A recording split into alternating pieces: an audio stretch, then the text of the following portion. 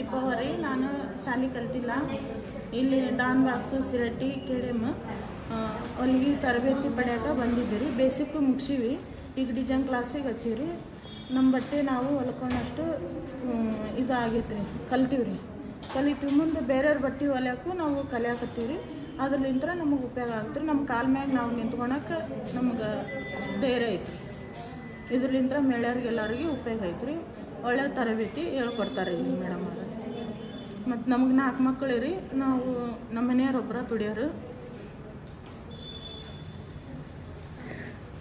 ನಮ್ಮ ಮಗಳು ಹ್ಯಾಂಡಿಕ್ಯಾಪ್ಟ್ ಆದ್ರಿ. ಅದರಲ್ಲಿಂತ ನಾನು ಮನ್ಯಾಗ ನನ್ನ ಮಗಳು ಮುಂದಿಟ್ಕೊಂಡು ನಾನು ಕಲಿಬೇಕಂತ ಬಂದೀನಿ ರೀ.